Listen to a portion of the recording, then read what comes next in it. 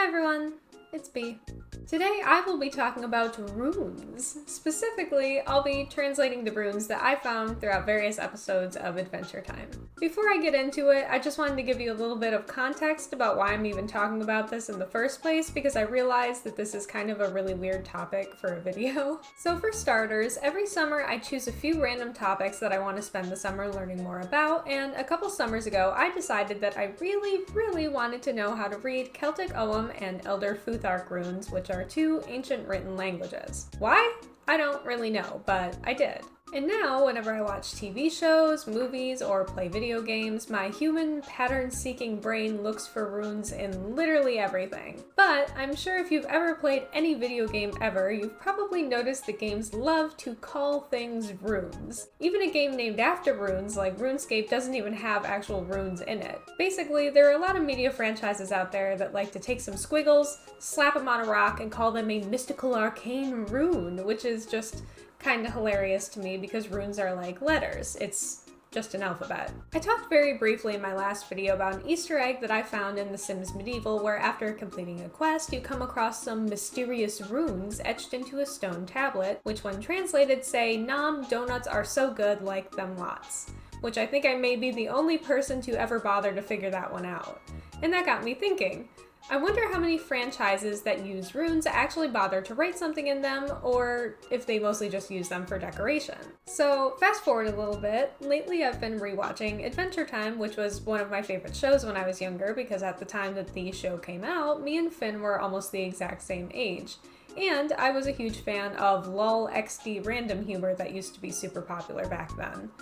You know, like every other kid in the early 2010s. While I was rewatching it, I noticed that there are a surprising amount of runes hidden within the show, even as early as season 1, and the characters themselves never mention them, they're not part of the plot, and just based on the fact that they appear on things like cups and swords and other background items, it got me wondering if they actually really said anything, or if they were just used to make things look more magical. And so I present to you, my wonderful viewers, translations of all the runes I could find in Adventure Time. The first use of runes that I could find was in Season 1, Episode 25, His Hero, where Finn and Jake meet Billy, the guy who wrote the Enchiridion, or Hero's Handbook, and Finn's role model. In the episode, after kicking some bad guy booty, Finn and Jake come across Billy's sword, which has 4 runes on it near the hilt. On the right there is Raidho and Gabo, and on the left there is Tiwaz and what looks like Manaz. That would be RG and TM. This one doesn't translate to anything in particular. I think these are used symbolically, and I'm going to come back to the symbolism later on in the video, so let's put a pin in it for now. Moving on, next up is a split-second moment in Season 2, Episode 5, Storytelling, where you can see a couple runes on a forest wizard's staff, which read face because the staff has a face on it. The next time we see runes is in Season 2, Episode 23, Video Makers, which is one of my favorite episodes. The episode starts with Finn holding a mug that has runes on it, pouring drinks for everyone at his movie night party. Everyone has different drink orders, but all of the drinks come out of the same mug. The mug is written in Anglo-Saxon runes, which share some similarities with Elder Futhark, but also have quite a few visual differences between the letters. Since I know that this is kind of a niche bit of knowledge to have, I'm going to put both alphabets, Elder Futhark and Anglo-Saxon, on the screen real quick so you can kind of see the difference in how they look. Anywho, when this mug is translated, it says cup of many ale, but that basically just means cup of many ales, which is why as Finn pours its contents into the different cups, different drinks come out. We also see this mug again in Season 4, Episode 13, Card Wars, and Season 8, Episode 17, High Strangeness. The next runes we see are in Season 3, Episode 2, and you're gonna have to forgive me for trying to pronounce this. I think this is written in Latin. And it's called Morituri to Salutamus. Alright, where Finn and Jake become trapped in Fight King's arena. In the episode, Fight King wields a huge glowing sword which has runes inscribed on it. These ones are also Anglo-Saxon and read, "To fight is to live," which is very fitting since the guy holding it is the Fight King. In Season 4, Episode 3, Web Weirdos, Finn and Jake get stuck in a spider's web, and unfortunately, the spider couple that have trapped them are having relationship problems. Finn tells the spider guy that he should find a gift for his lady to try to mend their relationship, so he goes out and finds a fiery sword in the hand of a skeleton. This one is written in Elder Futhark runes, which is different from the last few we looked at, and when translated says, "I am a skeleton, I wish I had skin." In Season 5, Episode 3, 5 More Short Graybles, Marceline goes to Wizard Bill's music shop.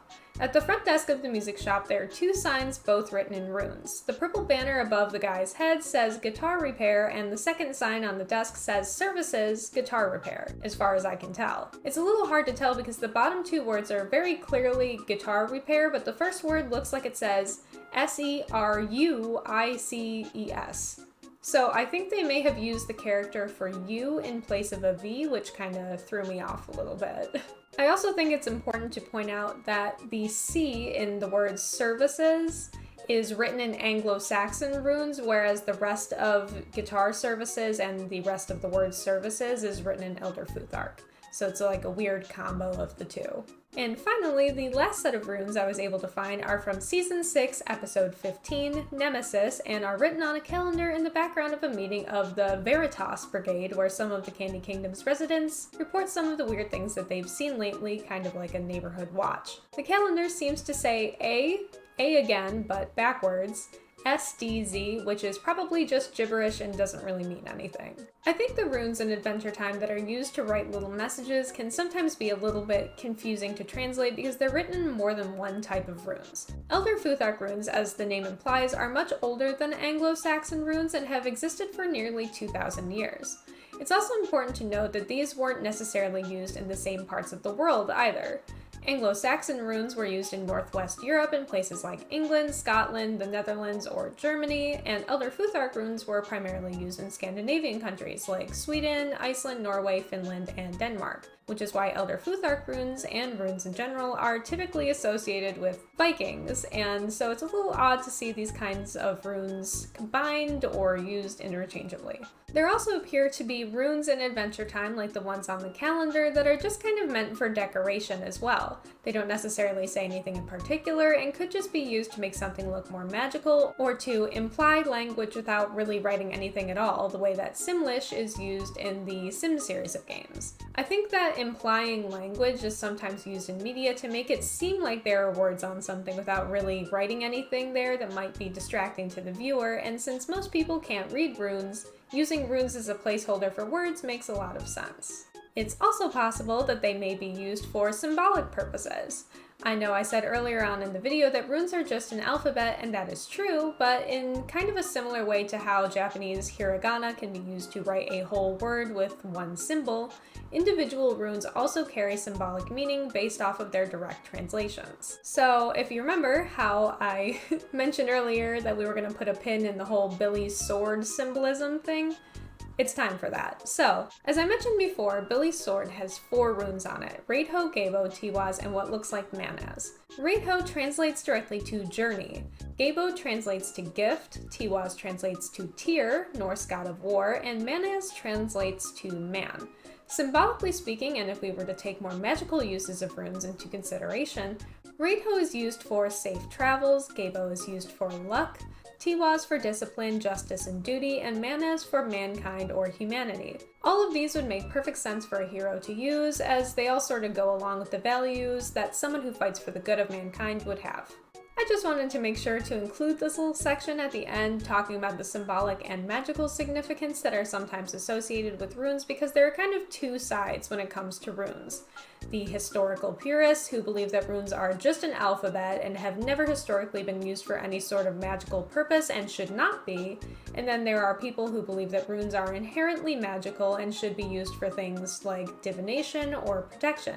And I totally get both sides of the argument, so I just wanted to make sure to take both sides into consideration in this video. And with that, we have reached the end of today's video. I hope you all enjoyed this little trip through the land of Ooh with me. Let me know down in the comments if there are any runes that you've spotted in Adventure Time that I might have missed in this video, or if you'd be interested in me making more of these rune translation sort of videos about different franchises. As always, thank you for watching, and I hope you all have a good day or night or whatever time it is wherever you are, and I will see you all next time.